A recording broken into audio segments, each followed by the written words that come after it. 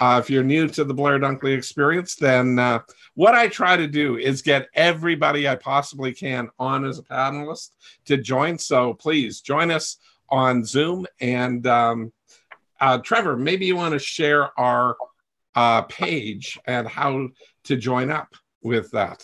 Yeah, so this is being broadcast to the group, the Facebook group. So if you're watching and you want to be in the Zoom meeting, the link is in the video on Facebook. But we'll try to keep an eye on your comments on the Facebook Live too, and try to bring those in, but no promises.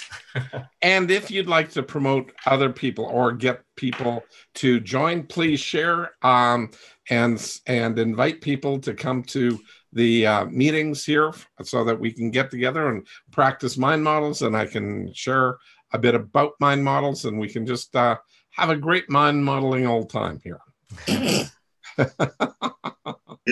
Did John get demoted? John got demoted today. Yes, he did. I was going to say, I like how he put Connie in the hot seat. That's right. Yes. I figure I better get used to it, right? It's happening in what, 2 weeks? Yeah, really. Yep. Absolutely. So we got to get things going here. So that's awesome. So anyway, and Sarah Lynn, it's great to have you here tonight as well. So, and thanks for jumping on the lives when you're there, and I'm broadcasting there earlier today. Totally appreciate it. Oh, no problem. I love them. So it's fun. Yeah. This one was a good one too, by the way. I had a really good one. Julie was her name that I was working with today, and she's got 3 businesses, as she said. 2 of them are self-employment opportunities, and the third one is an actual business. Definitions of business, at least as far as I'm concerned, a business has an asset. So one is an MLM business. The other one is a pure affiliate business. That can be a business if it's managed correctly, the way she's doing it. I believe it's not yet, but it is a growing income opportunity. And the third one is her information business, which she's doing very well, or looking to launch and do very well with, which means it has an asset. It will have a list that's developed with it, and it will turn into a true internet business. So that's huge, actually. So, that is the business. Now, one of the things that I will state or remind you guys of, if you're new to this or just hearing it for the first time, whatever it is, there's a book out there called Profit First. And if you're in business, I strongly suggest that you get that book, Profit First. It's online. It's available both at audible.com as well as off Amazon. Profit First is a breakdown of something that I did. It's a concept I did about 35 years ago when we went through our first iteration, and I needed to go to the bank for a significant loan from the bank with Life Skills Colleges back in the day. We went through 2 years, and that was about 4 years in. We had 2 years of what I refer to it as more or less living hell. Every time tax season came around, we were scrambling, and the accountant would be telling us how much we owed, and we didn't have the cash in the bank, and I'd have to borrow cash to pay taxes, and then I'd have to borrow cash to put in, well, if you're in the US, it would be an IRS, or up here, it's putting it in for your registered retirement savings fund, all of that sort of thing. And, you're constantly robbing Peter to pay Paul. And it was such a stressful time. And Profit First, I just said, there's got to be a better way. I took about a week, I thought about it and figured out, okay. By the way, I was chatting with my mom at the time, and I came up with this thing. And it so happens that Mike Nilovich, sorry, his name is impossible to pronounce, the author of that thing, and he even says so in the book. and in the audio book especially. But anyway, Mike's said, you know what, this is sort of like how they used to do it back on the farm with egg money and milk money and all of that sort of thing, and how you always had enough money to sort of go around because you always took your cash that came in and divided it up immediately and just put it in the envelopes. So you had money to pay the major bills and the mortgage and everything else, and money for food and money for everything. And that's sort of the way that I did it back in the day at Life Skills Colleges. And we had a 10% account. Now, he doesn't start with 10%, he starts with 1%. But I personally like a 10% account where you can literally peel off 10% of your earnings and put that in for a profit account. We also know up here in Canada, if I take, he suggests 15%, but I know that when our tax bracket and everything that's here, if we take 20%, we can have more than sufficient funds for our company to pay all of our expenses, or all of our taxes, and both personal and corporate. And so that's another envelope that we set aside. And then he also strongly sets aside a percentage for owner's compensation. And that's another level. So those are, he actually has 5 levels of payment structure, but if you get the book, you'll get it. And the main one is your main account. And so basically you're running your company off 65% of the revenue that you bring in, and in some cases 55%. But if you have, like Julie's going to have, is an information company, you can actually run that off much less. So you can actually divide it up and set everything aside and have capital set aside. So I just wanted to share with you, that was a really good half-hour chat, and shared a really good tip that I've been strongly recommending to our clients for a while. And I should say I've been recommending, and now I'm going to go back and strongly recommend it, because the argument that Mike really laid out is super compelling, and it's kept me out of hot water so many times. It's not crazy. So it's such a doable model. So much so that at Life Skills Colleges, we were alive and kicking for 35 years, and we shut it down when my mom had a stroke and that sort of thing. Cool. Hey, Tim, great fast action taking there. Just ordered it. Yeah. And hey, Debbie, you too. Well done. So, the thing here is, it's a compelling way to organize your finances, and it forces you to pay yourself first. And I don't know if you guys ever read The Wealthy Barber or Richest Man in Babylon. Those are 2 of the older books, like quite a few decades ago, where those books were out, and it was a pay yourself first model. But this is literally taking profit out of your company and, putting money aside for real profit. Because I don't know about how many of you have ever done it. I've been guilty of this. I have gone out there and quite literally attempted to wind up, with GAAP, general accepted accounting principles, you wind up going out there and doing the expenses, like you have your income minus expenses, roughly put, equals profit, more or less. And you set up everything else. But at the end of the day, when you're actually get your accounting all up and done, we can have profit. But I had like 4 years of profit where I never had anything in the bank when the bookkeeping or the books came back saying, oh, geez, you made 120,000 this year. Where? Show me where.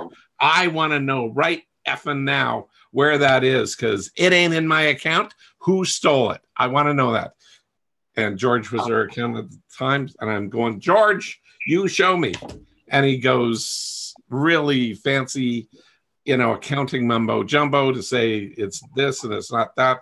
And by the way, a few years after that, I bet him because I did another thing that you weren't supposed to be able to do, is use your loan and your bank as a profit center.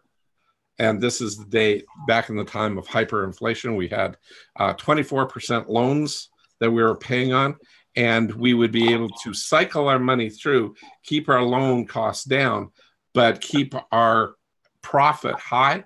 When I was actually taking profit first, we had more than sufficient funds to make an $80,000 a year for 3 or 4 years, $80,000 to $90,000 a year profit off our bank using our accounts. And that was something that he said couldn't be done, but by using the profit first model, you guys might be able to figure it out. It was really slick. Now, it probably can't be done right now because that was during a time of hyperinflation and everything else. So it's probably going to be not possible to do it right now. But it was back then, and it really made hyperinflation, all the fears and risks that I was dealing with back then, just go away.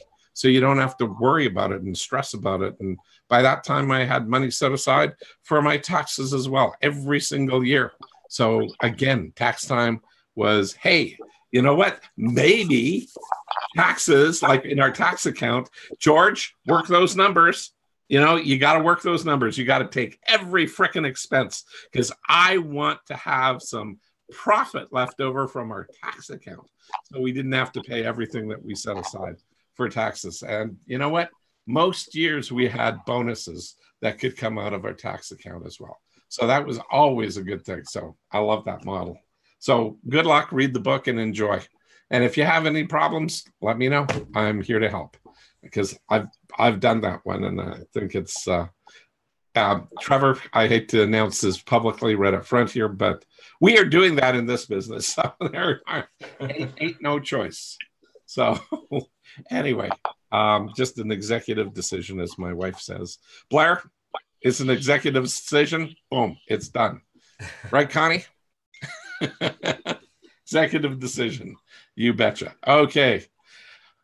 Okay, with that said, we are off. The other thing was that I just wanted to share briefly about this was the cool piece of, if you guys haven't listened to it, it might be worthwhile listening to Julie's coaching / profiling session.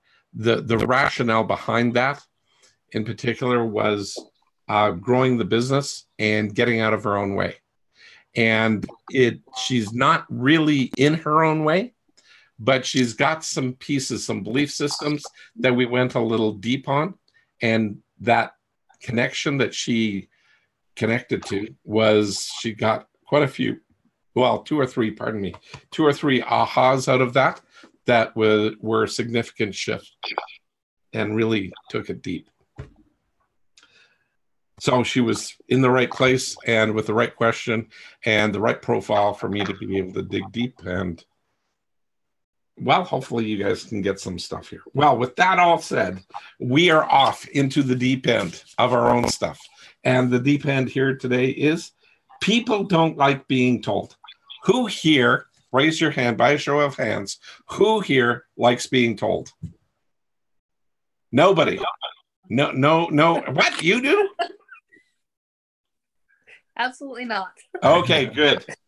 However, by another show of hands, people like to be asked for their input. Who here likes to be asked for your input? And that's 1, 2, 3. It's almost everybody. Tim says no. Yeah. Tim, did you shame just get on told that you're not welcome to want your input given? You don't have to be here. I like your input, but if you don't want to give it, that's fine.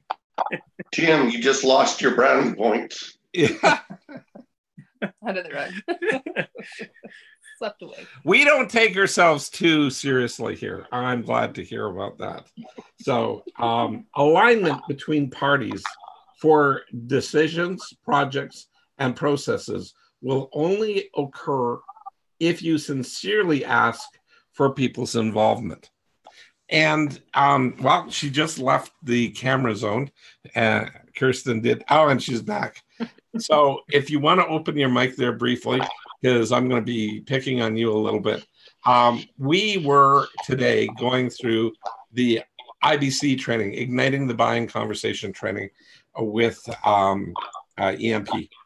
And so with going through this stuff, did you recognize that linking thoughts and emotions using questions actually create that bond, Kirsten? Yes. Yeah, that was clear. So what did you notice about asking in particular drives something? You can keep your answer as short or as long, depending on what's going to burn on the stove or oven. Not like my lasagna last time. Yeah, really. Well, just some people kind of put their emotions to the side and be a little bit standoff. So they're giving like intellectual answers or what they think that you want to hear. But when you kind of can pick up on subtle changes and dig a little bit deeper by asking questions and pull out the emotion, that's when you start seeing a shift. So thank you so much. That's perfect. So what do you guys see? Like Sarah Lynn, you've been on this a few times, but you're a relative newbie here. And what do you see? Have you noticed any shifts in yourself since you sort of joined the Blair Dunkley Experience family? Oh yeah, like tons of differences and changes. I'm not afraid to try new things, especially when it comes to my business. Like with that whole comfort versus safety, like anytime that I feel that anxiety kind of creep up just because it's not comfortable, like instead of just like shying away from it, I'm like, okay, I could just dive into it. So I have like that sort of, I guess, confidence. That's a big difference. And how has that shifted internally for you? You said that's like a big confidence thing. Well, I'm more confident with what I decide to do rather than feeling stuck. I'm like, okay, I can make this next step. I'm not feeling overwhelmed. I'm not wanting to retreat, underneath my blanket. Like instead I'm like, okay, I can like list it out what I need to do and just tackle it like in incremental steps rather than being like, oh my gosh, it's so massive. I could just break it down and take it step by step. And like, that is just, it's like, I feel like I could breathe almost like while I'm doing it. Does that make sense? Yes, it does. Now I'd like to break it down just a little bit more tightly. So how are you engaging other people around you differently with that knowledge now? And how are you doing that? Well, with that, one of the things that I noticed is that before, because I definitely realized that I was a big control freak and I wanted to control everybody else. It's the dog trainer in me, where I can control everything myself. Yep. And, but I noticed that I started saying to myself, I'm like, you know what? It's their life. It's not my problem. I just need to focus on myself and like control myself and what I'm doing.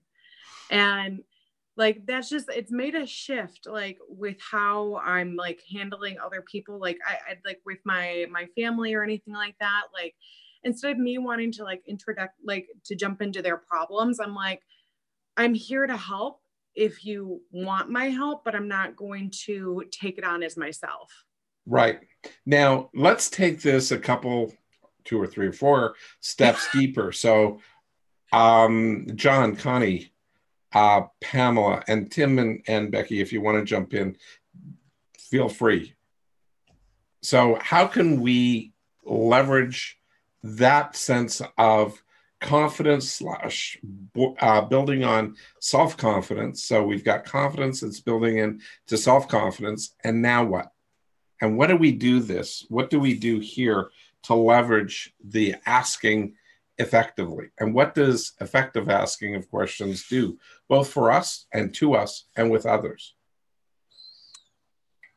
Well, for me, I have to sometimes test the question in different ways to see if I'm effective, if I'm getting my point across. Because, sometimes I tend to be a little forceful and forget and Would have forget never have guessed. yeah, and forget to ask the nicety, a little tact. Yeah. And so that's, for me, it's all right. Try one test, with one verbiage, and then go, oh, wait a minute, let's try that again, and go back. And we work through it. Okay. And then what do you listen for from John when you ask that question? Well, I get verbal cues like, what the hell did you just say? Okay. or or I get this look of, seriously, so it's cues off of him. Okay, and what are those cues based off of? Like, that's all true. Like, that's accurate. Now, you made them a lot bigger than what I was hoping to go after. But okay. What does that scale? What if we chunk that down to something simple that is also true about both of those things that you said? What are you noticing? And keep it as a general overview, because I'd like you guys to chunk it up to something that's simple but big. And Kirsten, you can jump in here too, because we sort of did this piece a little bit earlier today, but I'm approaching it from a different angle. Same information, different angle. That's right. You got to think here, girl. You can't sit around. Okay. Come on, Kristen, help me out here, girl. Anybody got, and John, do you have any ideas? Pardon me. Does this have anything to do with like the why? Like, instead of it not being emotional but kind of going at it more at a curious perspective? Yes and no. The why, we can park it because we didn't go into the why thing. Mm-hmm. But what is curiosity? Asking questions. Yeah, and if we break down, what is curiosity to start with? Is that information or is that emotion? Information. Interesting. Anybody got another point of view? For me, it's emotion, because I want to find out what's behind it. Sorry? I want to find out what's behind. Yeah. What did you say right before then? It's what? It's not. It's not information. It is. No, it's emotion. It's emotion. Okay. Yeah. So let's take the proof of that. Like, let's figure out, how do we know that this is emotional, and what kind? See, I'm trying to get us to leverage up to a second tier of discrimination here on information and emotion. I'm not trying to leave it right where we are, but I'm trying to level this up to get it to a tighter way of playing with this. Sarah Lynn, your direction that you're going in is okay. It's not ineffective, but I'm trying to make it more effective. Mm-hmm. And so I'm taking that because it's one of the most common places where people start, but they don't necessarily know how to move past that spot. Once they something. Is that evaluation? Yes, it is. It is an evaluation, but keep going. So you ask questions, you take action, and you evaluate it. And right? Yes, and oh no, there was one more. I was just listening to this today. I can't think of the last part. There was some of the stuff that I was doing with Julie as well. Some of the stuff, Kirsten, that I was doing with you and the EMP training today. So it's leveling this up. It's getting it to be a more refined version of recognizing how to work with emotions. Okay. So we have to. So what is this thing? Anybody got any Pamela? Any thoughts? Do we have to name and label it? Yeah, we do, because that's really what it comes down to, and it's a broad name and label. And right. Trevor, are you still wanting to know? You're still asking about what makes curiosity and emotion? Is that kind of what you're going for? Partially, yes. Well, what's coming to mind for me is that it is a feeling, which makes it an emotion. Like you can be curious about specific things, but the feeling comes first, and then it gets directed towards gathering information. Right. And we got three heads nodding here. Feeling comes first in this area. Are we loading the emotion first, or does the feeling come after? So are we making this into a why, or is there a what? Interesting. So I wasn't thinking about it as making it into a why. I was just thinking of getting like consciously curious and loading that emotion and then directing it somewhere. So consciously curious. Let's just break out conscious curiosity here, because we have to take a look at this emotional stuff here, because emotions can work two ways. And you guys can have feelings and emotions, and we can really load it as being a substantial, heavy, thick thing that I have to do this way. This is the stuff I gotta do this. I gotta dig in. I gotta find this out. And if I'm doing that, where do I have the risk? Where am I heading? Which question? A lot of frustration. A lot of frustration. And we're going to slide into a why, like you were saying. Yeah, into a why. But if we wind up getting curious and go, man, I'm really curious, what happened? There's a sense of attraction.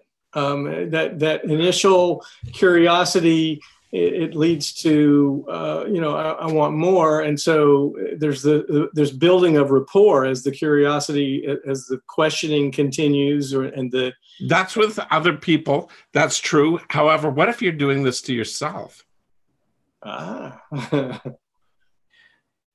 So Blair, what are you getting at? Are you saying it's not effective to go for the emotional experience of curiosity? What I'm trying to get at is I'm trying to cause an exploration to happen here, so people start getting their own ahas. And John, you were close to something. Yeah, there's a sense of discovery too. There is about now joy and discovery. Yes, satisfaction. And what are you discovering? Clarity. Clarity around what? What you're curious about? Yeah, what you're curious about, absolutely. But what are you curious about here? The gap. So was that Debbie? Yeah. Okay, so Debbie, you're curious about this. Think about how curiosity works. It makes you dig deeper. It makes you ask more questions. And what occurs? What kind of information do you wind up getting when you're curious? More times than not. Let's see.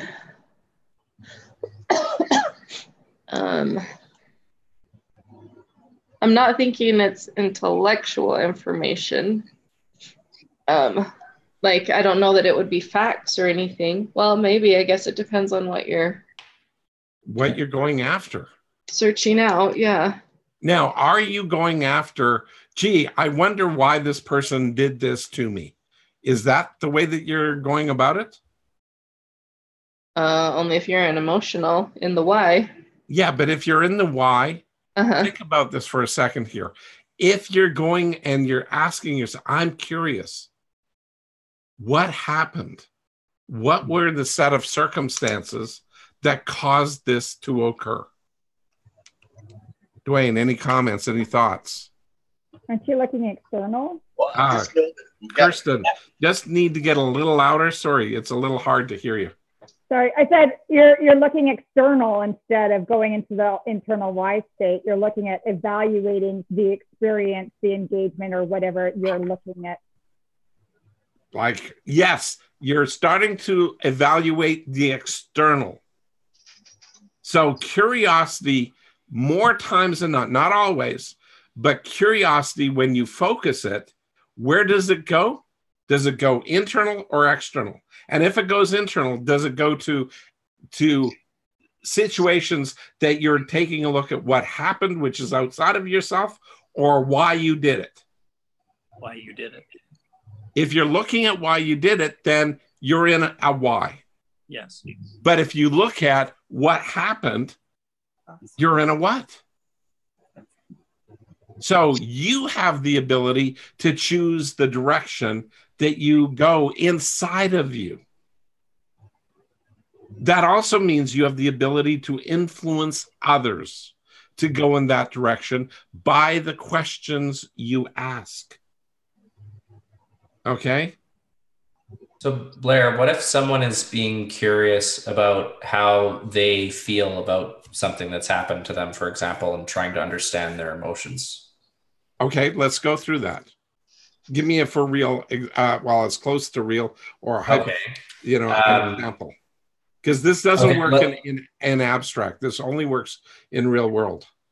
Okay. So if I give you a scenario, would that not Absolutely. work then? Let's play with it. Oh, okay.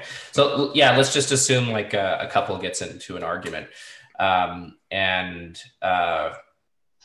one of the people is not sure how they kind of felt about things, and they decide to garner some curiosity and figure out what was it that made them upset, for example, themselves. So I'm thinking. So question, I think there's an obvious A and B to this story, correct?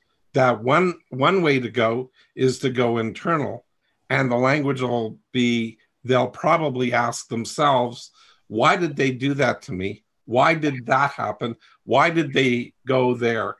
And, or an implied, a disguised why is,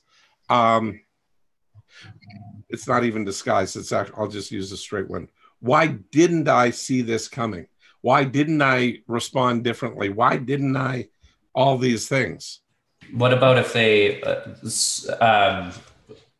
ask themselves, like, what caused me 2 seconds. Let's do we're going to go that's the second direction. Okay.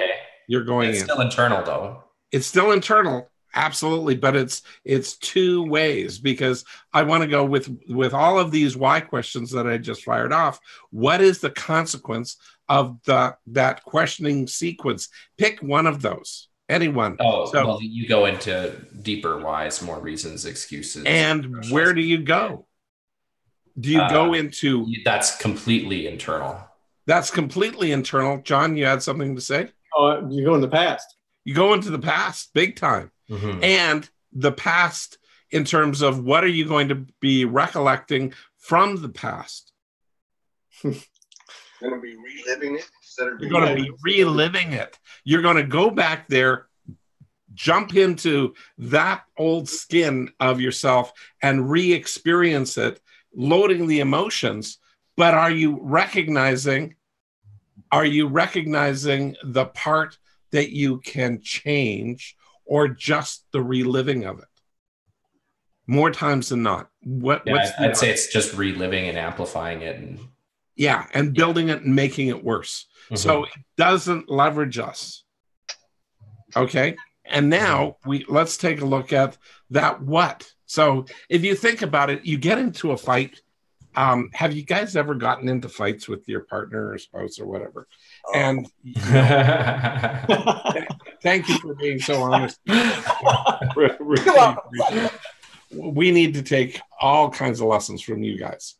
But anyway, with that being said, you guys never get into arguments and fights. So with that, when you did get into an argument or fight and you go back to the past, then you can take a look at the reliving of that, and the argument happens again. A slightly updated version, but no real traction on settling the argument. Right. Easily happens. It becomes a situation of, I didn't defend myself well enough or something, so let's go try again. and it's just a new version of the same argument. Oh yeah. Absolutely. And I love how you said that. It's a new version of the same argument. Okay. So we know what whys do, and whys give us that convincing thing. And the only thing that whys do is get us locked into We were done to. We are now, for some reason, whichever, both parties frequently in why-based arguments view themselves as the victim. Blair, Teresa has a question. Fire away, Teresa. Actually, I just wanted to make an observation because Dwayne and I had a misunderstanding this morning where he interjected his will into my schedule, and becoming self-aware of what is causing the emotion. Is it like selfishness? This is my schedule. This is my time.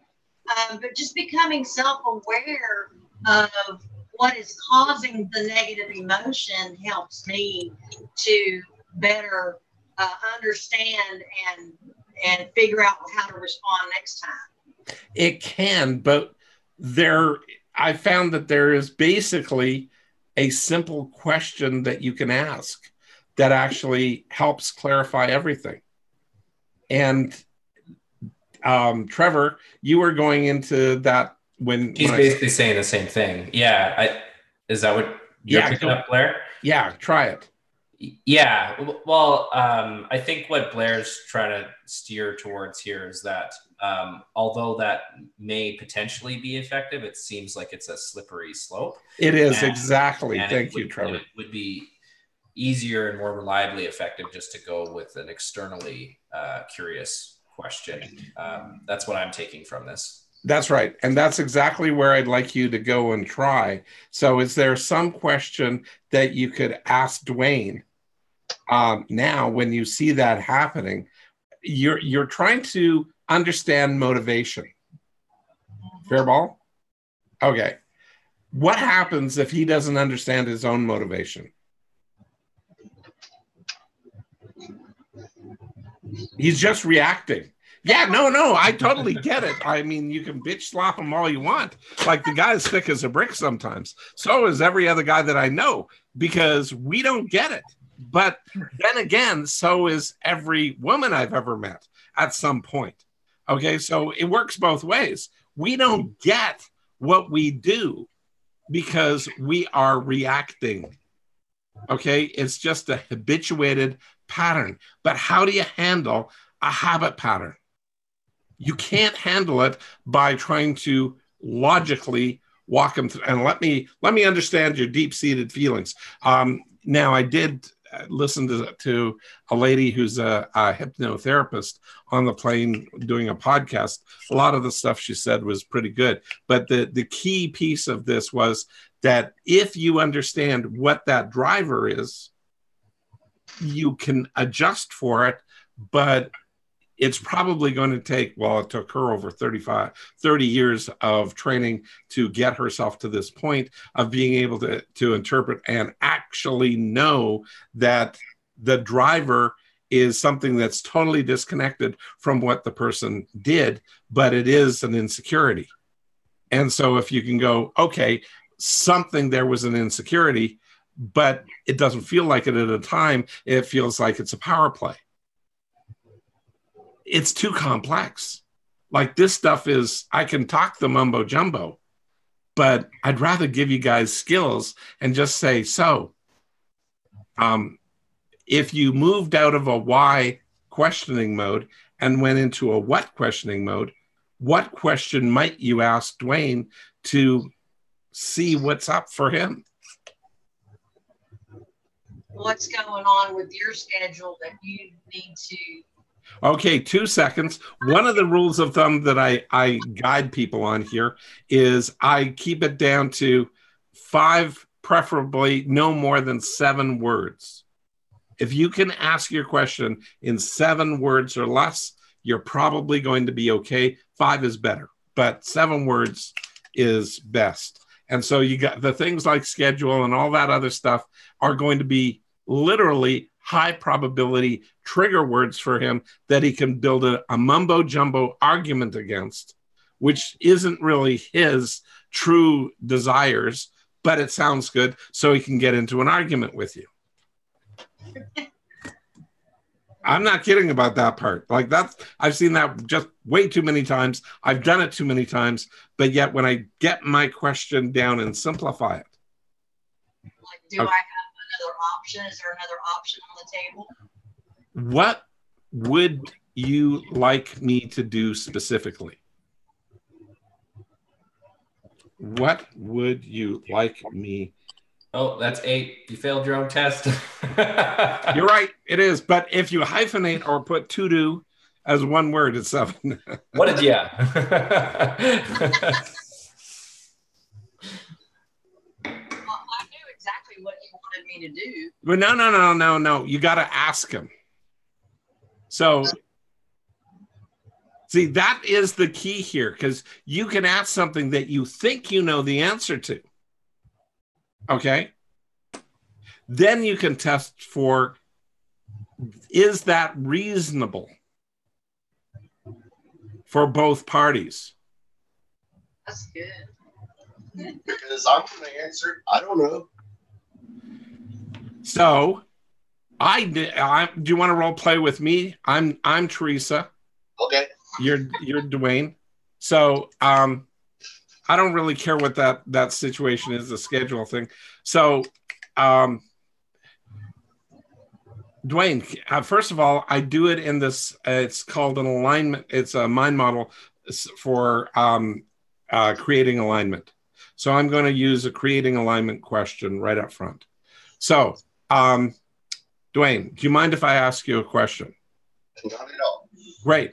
So what I've done there is instead of diving in, I've shifted his neurochemicals in his brain to literally create an opening opportunity for us to discuss it, because he's given me permission. His brain knows that he's given me permission, and that shifts the chemistry as opposed to being rigid and defensive. So from the top, hey, Dwayne, do you mind if I ask you a question? Not at all. Great. What is specifically the issue with the schedule? There was really no issue. It just, my thought pattern is you're coming this way, you can handle it. Okay. Are you interested in finding out how I see that? Yes. Okay, now I need to get some factual information from you, Teresa. So what is the issue? And talk to me, not Dwayne. Well, I had my list of things that I was doing today, and he calls me after the first one gets, and I'm on the other side of town, and he calls me and wants me to bring him something to eat to the house. So I have to completely stop what I'm doing.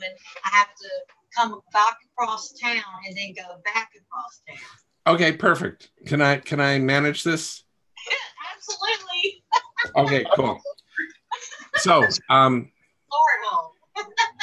pardon me, what was that? He does have a car at home and a driver's license. Yeah. Okay. So, Dwayne, again, do you mind if I do a follow-up question there? No. Okay, great. So, are you aware of how inconvenient that might be for me? Not really. So I'm all the way across. May I fill you in? Sure. So I'm all the way across town. I need to drop everything that I'm doing. I've got my day planned out, and I have 6 other things that I am still planning on doing today. Yet if I rush all the way back so that you can get some food in your stomach right away, then I am not going to be doing anything more than these 2 things today, basically. Is that reasonable? Well, I guess not really reasonable other than the fact that it takes 3 minutes to drive across our town. It's so small. I do hear you, but driving across town, even with that 3 minutes, I still had my route laid out of what I was planning on doing. Is it reasonable for me just to go, sorry, I think you can, if it's 3 minutes to drive across town, it's got to be 2 minutes for you to walk to someplace to get some food. Yes. Okay. So is there a particular problem that you have with that, or is it just something that you wanted to spend a little more time with me? Yeah, I just wanted to spend a little more time with you. That's lovely. I love that, sweetie. It's great. However, I also have a life to live. Rebecca, don't laugh too hard and laugh yourself off the couch. Not good. Okay, good. Okay. Yeah. So how did that work out for you, Teresa? Does that make sense? It does. And I need to train my brain to ask those questions instead of, yeah, keep going. It's not that I blow up, but he could tell by my tone of voice that I wasn't happy about it. Yeah, absolutely. But here it's, if I apply curiosity, not to why is he doing this, okay, is does he understand my situation? And maybe it's appropriate for me to have him work at him understanding where I'm coming from. Now, if it was a life and death situation, if he was going to literally die from not having any food, like he's hypoglycemic and going to pass out, then that's another story. However, he does everything that I've known about this man is he doesn't look very hypoglycemic to me. I'm no medical doctor, but I haven't seen him walk around with oranges and all the accoutrement of that illness. Okay, so you're healthy enough? Yes. Okay, you can make it to someplace to get some food on your own? Yes. Okay, so we're all good then? I'm going to keep on doing my errands and finish everything that I'm scheduled to do today.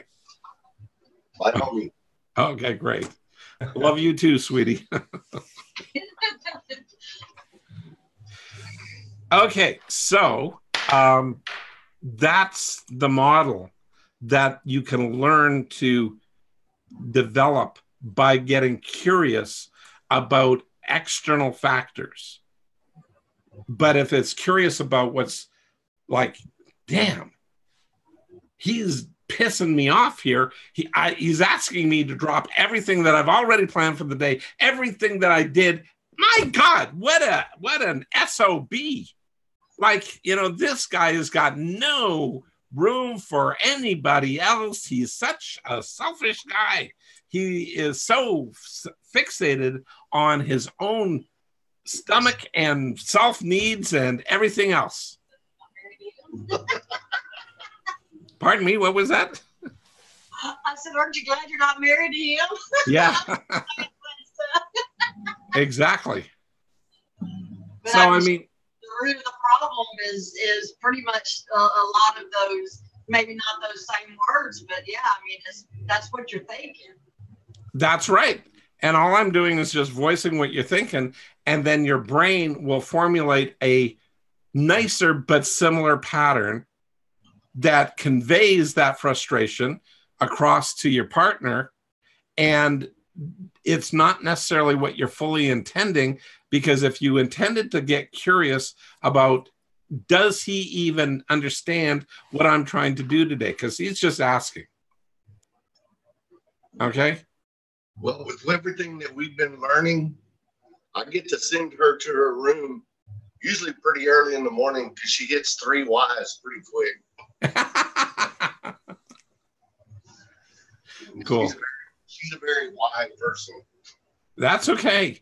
Everybody can change. And I've seen people who have been there and for a long time and changed simply because the language works when it just makes things more effective.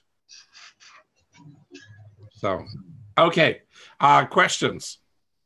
Comments. Does that make sense to people? Did you see the shift? Like if we change that from where we are to where we want to go, do you see that pivot point? Okay. Do you guys see the pivot point? And I could see how that would generally be more effective than if she had asked herself, like, what is it about his behavior that's bothering me, for example. It's just a lot slower, and you can't exactly do that in the moment either with somebody else, unless you say, hey, hold on a moment, I got to ask myself some questions. So, well, you know what? The funny thing is when you start using this stuff, it's, you know, Melissa and I developed a save as phrase. And the save as phrase goes something like this. Hey, if what I'm about to tell you doesn't come out absolutely perfectly, can we work on this together? Okay, so it's like you are setting up a do-over, an automated do-over, because you go, I am pissed off at this guy. So what might come out of my mouth is not necessarily exactly how I'd love it to be, but hey, can we work on this? Because the point here is valid. Like Teresa, you had an extraordinarily valid point. I think it's fair, it's reasonable, everything else. Dwayne's point, without knowing your point, is also equally valid. But there's information missing on both sides. And so a lot of arguments are about an information vacuum. Like parties don't know what the other person's thinking or wanting to have happen and see that stuff. And I saw a mini me. Kirsten, you have a mini me. And she's just cute and adorable too. Hi. So, yeah, she really does look like you. So, anyway, the point being here is you get a way of being able to communicate this and do it in a kinder, not necessarily more loving way, because we would be sometimes, especially before Melissa and I were married, we had this section of our relationship that was referred to as World War III. You can probably understand that there was a lot of fighting going on in that section. And during World War III, we developed this whole saying with each other. And there's another one. Oh, that's so cute. You grow them cute out there in Vancouver's, you know. So that whole piece of recognizing how to create a safe zone without a safe word, just a safe phrase of saying, hey, this is my intention. And the neat thing here is if my intention is to get this worked out, however, what I'm about to say may not come out absolutely perfect. So can we work on this together? Anything like that is the save as phrase, and it works like a hot damn. It really de-escalates me if I'm saying it to Melissa, or to Melissa hearing it, it tends to de-escalate her as well. Because she goes, he doesn't have that intention of hurting me. He's not going after me. He might be doing it by accident. I don't appreciate accidents, but I can understand that because it's not always perfect. So that's a huge piece. So, okay. Now, the other thing that we wind up doing is go to that next level of intention. And it's exactly what it is. You can just ask somebody and say, and Teresa, one of the things that you could now do with Dwayne, and I'd like you to actually practice this one, and this one is, Dwayne, what's your intention? You're wanting me to rush home and get that, but what's your intention? And just ask him to explain. So can you guys role play that one for us? Okay, super. So just ask, like, do the setup. Dwayne, do you mind if I ask you a question? Blah, blah, blah. Oh, okay. Do you mind if I ask you what your intentions are? Actually, you're blending the two. You gotta ask. Do you mind if I ask you a question? That is critical, because when you are leading with intention and jamming the two together, trying to make it more efficient, you actually set yourself up for him to know where you're going next. You have to engender, like create curiosity. That means, do you mind if I ask you a question? Do you know what my next question is, Teresa? Are you asking me or? Yeah, no, you, Teresa. Oh, no. No, you don't. So your brain is organizing itself for anything. Oh, okay, gotcha. And so you take any specific defense that if you're asking me or Dwayne, if I'm saying, what did you say? You said something to the effect of, Teresa, do you mind if I ask you your intention of sharing that information with Dwayne?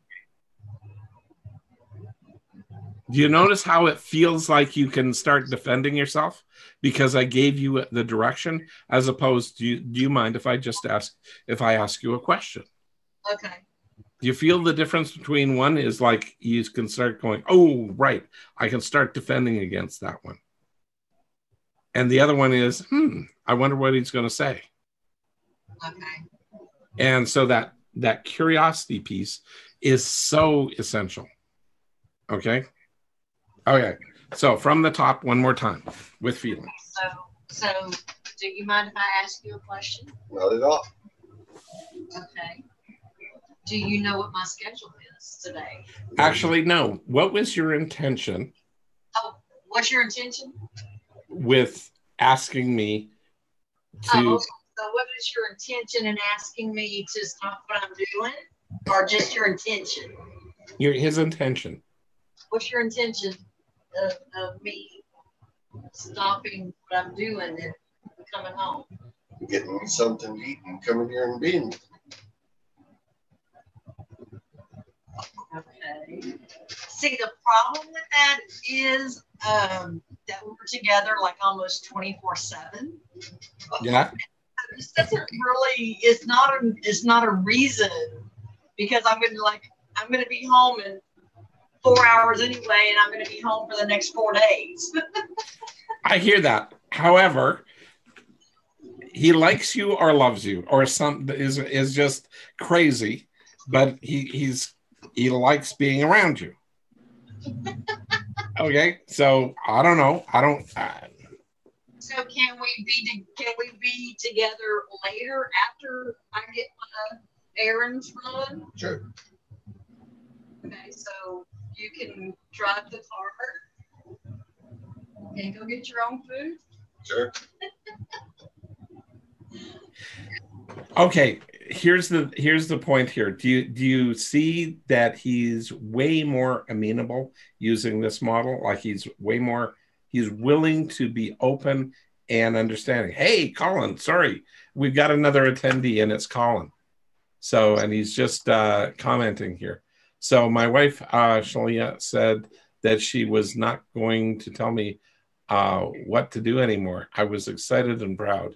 As she was leaving the room, she looked back at me and said, you still need a bit of direction. Sometimes, though. Okay. Yeah, everybody does. It's a start, I guess. Totally. And it is totally a start. So anyway, the point here is that one of the things that we can also take a look at is recognizing that somebody is still interested in us. And so one of the things that I did is I used to, I practice, but I used to teach a thing called sexuality and communication. And one of the things that I actually wound up doing this weekend was using that when one of the people had their daughter, and he's a guy, and his daughter wound up texting him saying that a guy who is around a lot of his friends asked me for my phone number. I gave him yours.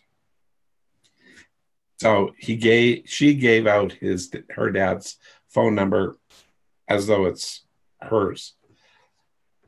The issue was useful because then it's about how you manage that conversation and how you take care of somebody, that you don't need to blow somebody off and hurt them.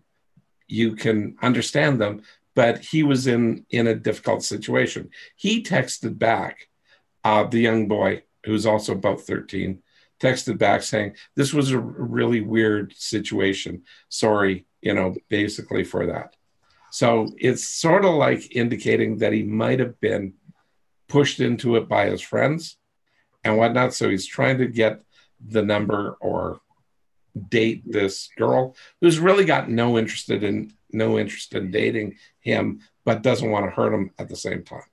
So it's, hey, Dwayne, thank you so much for showing me that you're still really interested in me. Thank you. It's appreciated. I didn't think I was quite that much of a hot commodity still in your mind, but you can't be away from me for 4 hours, which is flattering. Thank you. However, let's also take a look at this from the practical side. It's only going to be 4 hours, and then you can use the car and go pick up your food. Is that reasonable and fair? Yes, it is. But he had a car here that he could take already. Oh, I didn't know that. Sorry, I thought there was only one car. Okay, so there you go. Yeah, he wasn't going to die. He's going to die of starvation. The guy is skin and bone. That's it. He's got no flesh on that bone rack at all. Okay. So he's sucking it in. Okay, I get it. But the point being, that would have been the only vehicle. I get it. Yeah, but at the same point in time, even if it was the only vehicle, he'll survive. Okay, I think he's got sufficient reservoir of food in the house and food around him and water and fluids, so he's not going to die. Okay, so that's it. Okay, so what did we pull out of this? So there's been a few of these pieces that I want to review here. So Tim, Rebecca, what do you think are some of the pieces of the puzzle that we need to pay attention to? And then Pamela, then Sarah Lynn. Just when you're interacting with somebody and asking questions, bringing the curiosity, asking the, do you mind if I ask you a question to be able to kind of have like the baseline of where to go to figure out what is causing the issue to arise, not from an internal perspective, but from an external, what's going on. Yeah, and I was going to say, just keeping it external helps you from going into that why state, that internal state. So keeping it external and that curiosity. Yep. Totally. So it's essential that you ask do you mind if I ask you a question separate, like as a complete package, because you guys saw what happened when you try and, smush the two together. It causes the brain, you're telegraphing exactly, telling the brain, I'm going to go here, and this is how you defend or beat me up. Blair, go for it. Yeah. So a question on that. When you don't ask that question, doesn't it leave more room for proving and positioning, because you're both coming at it from your own perspectives and you don't have clarity? And so instead of asking effective questions, you're only proving and positioning, well, it's my way, no, it should be my way. And that's just where it goes back and forth internally. You got it, because you haven't set the precondition for curiosity on both parties. See, if you're the person asking the question and you're saying, do you mind if I ask you a question? You have to get your brain into a curiosity mode. And secondly, if you ask that person, the other person, the question, it gets their brain into a curiosity mode. Yeah. It's in the box. Yeah. Yeah. Well, I was going to say, and in turn, with you getting into curiosity and asking that question, yeah, just like you said, it actually automatically puts the other person into a curious state as well. See, this whole thing is designed so that both parties are getting alignment. Okay, that's how come it's called the alignment process. Duh. I mean, okay, it's not the let's pick apart each other and fight process. It's let's figure out how to align. And seeking curiosity is the one thing that does that on a consistent basis. Okay? Okay, yep. Cool. What else? Anything else that you noticed? Tim, Becky? I like the, asking what the intention is. Because again, you're seeing it from their perspective. You're truly curious about what is going on for them instead of assuming in your own mind that you think you know. Absolutely. Sometimes we should get onto the other person's rock and look at from their point of view. We might ask permission to give my opinion. Absolutely. Do you mind if I share with you my viewpoint, my point of view? Are you interested at all? And that can help build that out. Now, if they say no, then that is not the alignment that you want. And personally, I respect that, because if somebody does say no, then they're feeling emotionally damaged or hurt to the point where they can't afford to take care of you yet. They're in a worse position than you are. And even though you think you might be absolutely needing everything, that's not reasonable, because you have literally, you've asked them, can I, might we ask permission to give might I ask permission to give my opinion, my point of view? And when they do say no, and it doesn't happen often, but it does happen, that person may not be sharing it, may not be looking at it, but they're hurting inside, so much so that they don't know how to take care of you in that process. Okay, so I always respect that. Even when people are joking around that, I take that one as serious. So that, I go, and then they'll go, no, I was just kidding. Well, okay, you were kidding, but no, you weren't, all at the same time. So let me take care of you first. That's the key piece of that, is like the person who is injured the greatest has to be taken care of first. And just because they don't look like they've been injured, in some cases at all, doesn't mean that they're not. It just means that they're better at hiding it than you. So I always treat it as though they're worse than I am. And to me, that has always paid dividends, because I am prepared to care. Now, it's just, what do I do and how do I do that next? Okay, so Pamela, what did you pull from these? And thank you, while Rebecca's not there, but Tim, thank Rebecca and you for your comments there. Thank you. Sure. Pamela. Hi. So I just came across you yesterday. So I'm really new to you and what you're doing, and I'm just fascinated by it. And I'm a little confused, but I'll be all right. The biggest thing that I wrote down was we often live in an information vacuum. Yes. And if I've learned anything about myself recently, I don't communicate everything that's in my head. And a lot of assumptions start happening. Yes.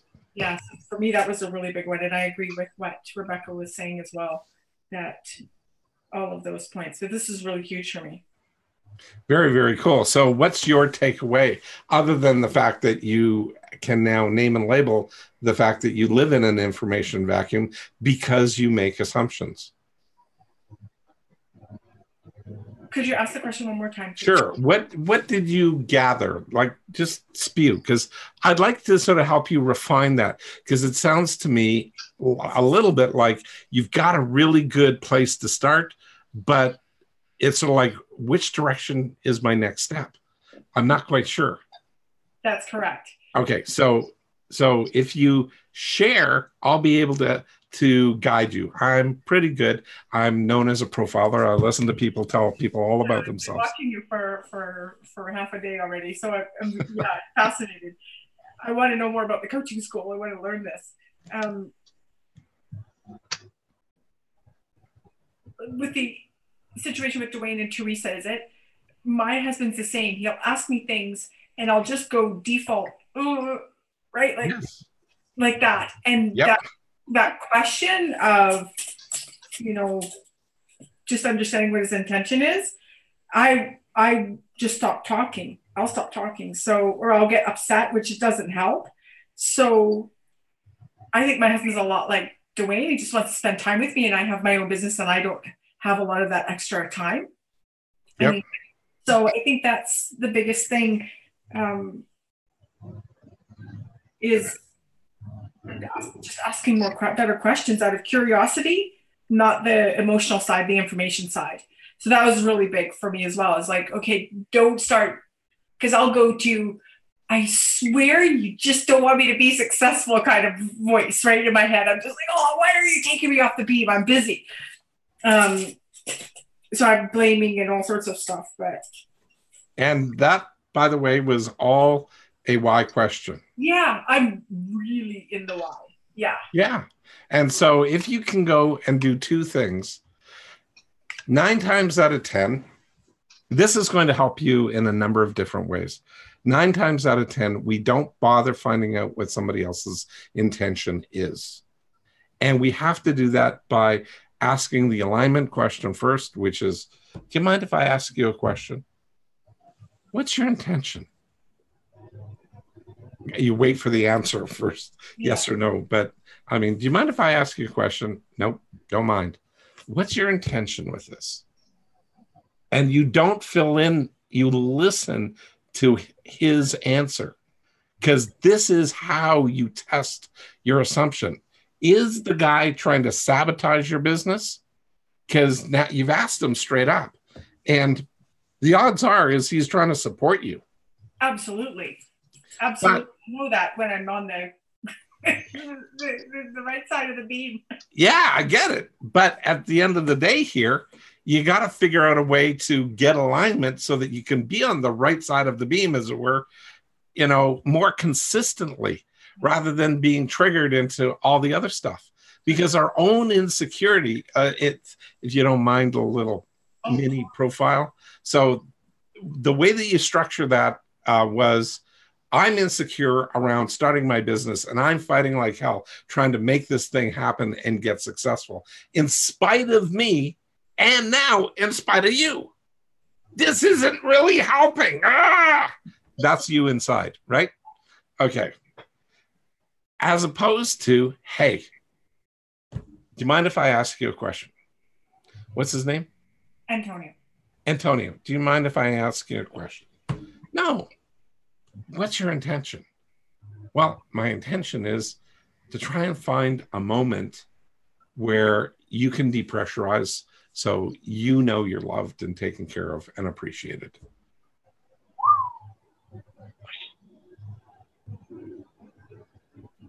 Okay? Mm-hmm. And I mean, honest to God, when I said that to Melissa initially, she looked at me like, liar, liar, liar, liar. And I go, no, it's not a lie. Like, that's my core driver here, is I want to support you and help you be successful. This is back when she was doing Olympic equestrian stuff, and she was gone every weekend. And damn, I was almost getting jealous of her horse. Yeah. So, but then, yeah. So anyway, it was okay. It all worked out in the end. The horse died. No, I shouldn't make a joke like that. I know. You warned us you've got that sense of humor. I warned you guys. It is terrible. It is really warped. Bad. That horse, God. Now I'm going to cry because that horse Sarah was just, oh, Jesus. I shouldn't have done that to myself. I stepped in it. Anyway, it's a bit of an emotional landmine. That horse was beautiful and loving and absolutely the world's kind of soul for a horse. Anyway, okay, so I applied a mind model. I brought myself from the past back to the present is what I did. I just got myself back here and focused on going forward. I had a little bit of reliving, and I didn't want to relive more of that because I'd be I was literally heading towards a puddle full of tears, or making a tear puddle, one of the two, whatever, you guys know what I mean. And that wasn't working. So flip the switch, get it back to the present. Am I heading towards the past? No, I'm deeply in the muck of the past and going forward. The joke was okay, but it was very dark humor. Apologize to anybody who it might offend out there. It definitely offended me. So yeah, won't be doing that one again. It hurt me, actually. And yeah. Anyway, Pamela, when you go out there and you share, be prepared for surprising answers when you ask those questions of what's your intention. Sometimes it is intentions to get your attention. Sometimes the intention is, I don't know, I'm angry. Sometimes it is, I just want to support you. It can go in so many different ways, but it's always effective because it's something that you can work through. Yes, John. What percentage of the time would you say you get a response along the lines of, well, what do you mean? What's my intention? In other words, a defensive, angry response. To start off with, a moderate one, but if people have if only one person has taken mind models and gone through any amount of my training, like even if you've gone out there and purchased or taken the Rewiring Your Mind for Wealth, that's more than sufficient for you to manage yourself, because you're going to hear that either you go into judgment and pull yourself out, because it's judgment versus evaluation. You evaluate. And when you evaluate, you start recognizing, hey, okay, I can hear stuff that sounds like judgment to me. So you can then turn around and ask the next question of saying, is it your intention to pick a fight with me right now? Is that what you're looking for? And you stay in the what of it, not the why of it. And the person usually almost always goes, no. Sometimes it's yes. And then it's, damn it, I can't pick a fight with you right now, because it's vented, because you poked the balloon, you popped the balloon. The person was all worked up and you asked, do you want to have a fight? And the person says, yes. Yeah, okay. The balloon is popped. Damn it. I wanted to have an argument with you and you just wrecked my fight. Like, that's not fun. That's not fair. You can't do that to me. So, but it's true.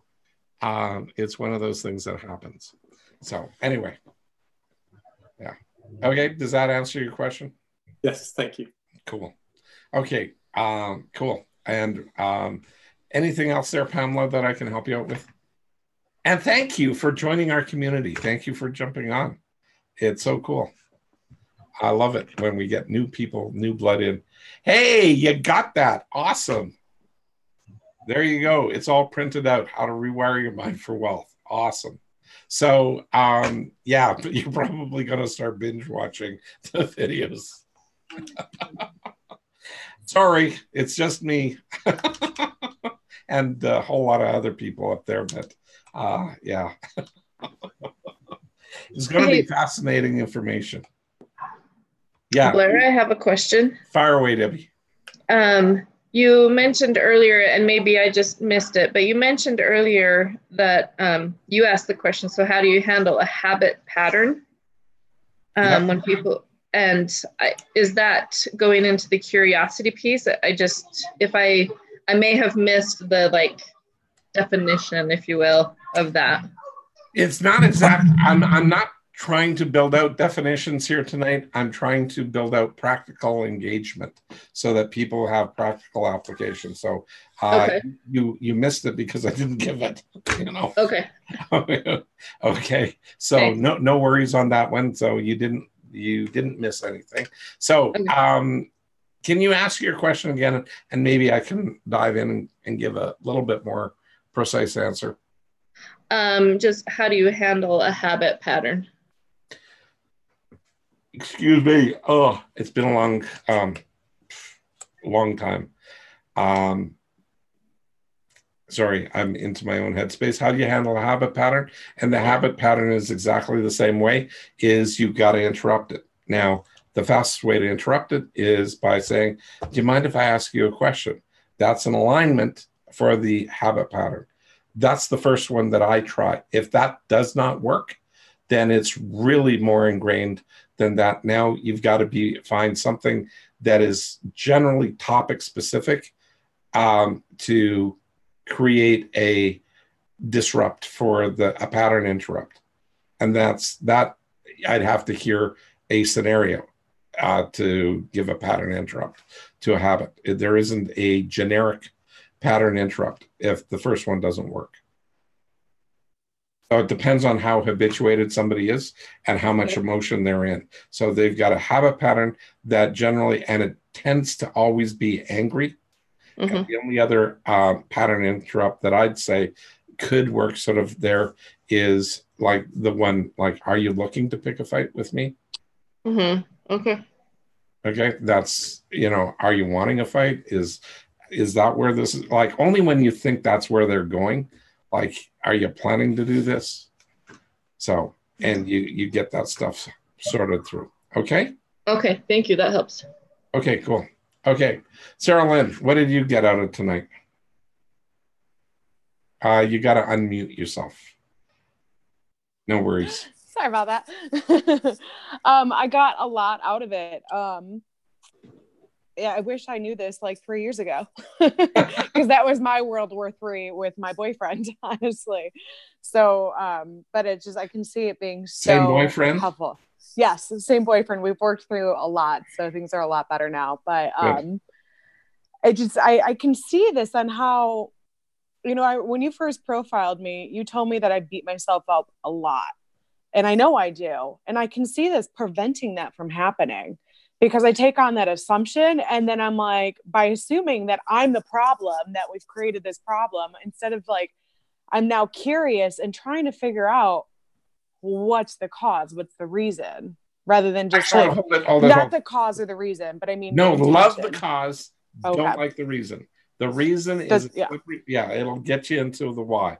The cause, like cause and effect. If you look at it that way, and what was the purpose of this, not the reason? Because if you stay away from the reason and go after purpose, they'll go, I don't know what the purpose was. And then you can say, well, if we had more skills on the emotional side of this, I'd go after the emotional side. And I'd say, so what are you feeling?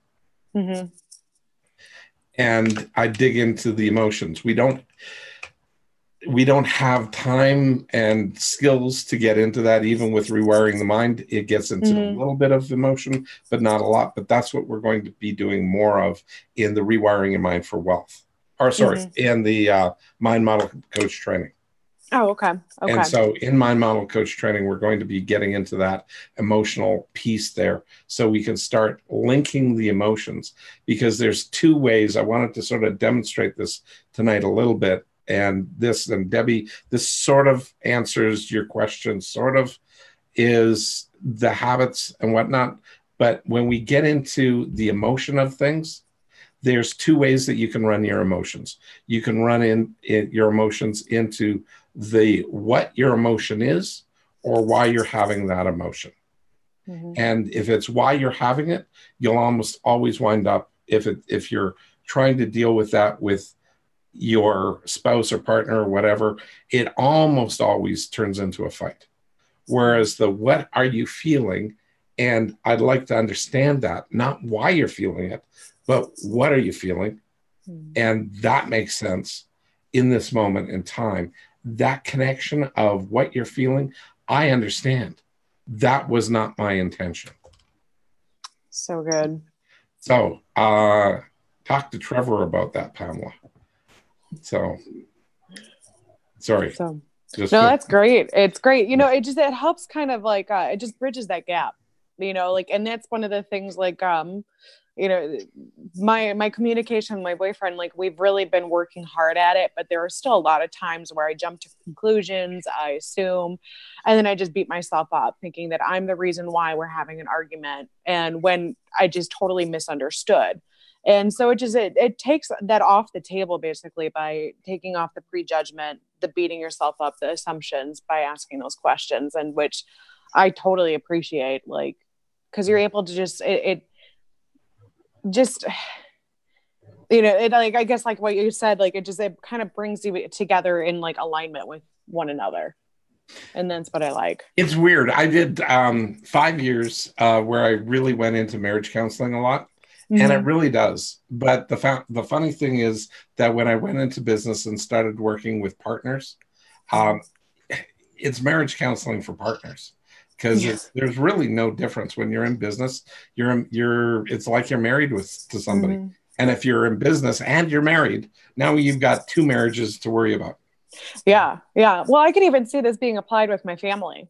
You know, how many times that I've like, you know, we always jump to conclusions and stuff. And so I just find that very fascinating. And one of the things that I wanted to ask you, and I'm pretty sure the answer is yes, is that can this sort of mind model be applied to when you're coaching somebody where they're just spiraling in that emotional why, where they're not necessarily misaligned with you, but they're so sucked into their own, you know, emotions, and they're beating themselves up. Like where you're just kind of interrupting that train of thought saying, can I ask you a question? And then go into the who, what, how model. Somebody's nodding their heads. Yes. So guys, sure. Absolutely. Awesome. And that's so true. You know, the alignment process works with everybody under any situation where things are not perfectly together. Mm-hmm. You know, they're not meshing. Okay. So even if it's just their own alignment, not necessarily geared towards me, but their own alignment with their business, and I could help them kind of become more aligned with it. Yep. Awesome. Absolutely true. And Pamela, if you don't mind, I can sort of fill you in real quickly here. I wanted to share with everybody who's listening and listening on the replay or whatever, if you're interested in Mind Model Coach training, we are running one down up here in Canada on the 28th through March 31st. And then that's for the first half of it. We are doing support for the weeks in between, a special weekly support program that we're running. And then from May, geez, I'll get the months right sooner or later. Just have 8, 9 more to go through. So May 2nd through 5th, and we will be offering an additional 2 months of support running after that. Okay, with that said and done, thank you, Dwayne. We'll be in Connecticut on March 31st. I'm in Vancouver. I am in Edmonton, Alberta, by the way, just so that you know. So, okay. So it'll be run out of Edmonton. Technically, I'm in St. Albert. So anyway, cool. You have family here. Awesome. And you're out of Vancouver. Very nice. Very, very nice. Okay. With that, guys, I'm going to, if anybody has any other questions, that's it. Fire away. Debbie. Sorry, I get it right one of these times. Debbie, if you're there, any other questions? If not, then I will say, hopefully you guys got what was intended out of that tonight. Yeah, I'm good. Sorry, I was just coughing, so I couldn't answer. But yeah, I'm good. Thank you. No worries. No worries. Thank you for showing up here and being on here. Thank you for everybody who was listening in. Appreciate this. Share like, comment. I guess you can't really share this because this is going to the group page. Yeah, this one's in the group. Yeah. But you can share the link to register for the webinar. Yeah, please. Like, yeah, share it to your heart's content. I love that, and getting other people in and involved so that we can spread the word. So thank you so much. And I'll see you guys next Tuesday night at 7. Bye for now. Bye. Thanks, Blair. Bye-bye.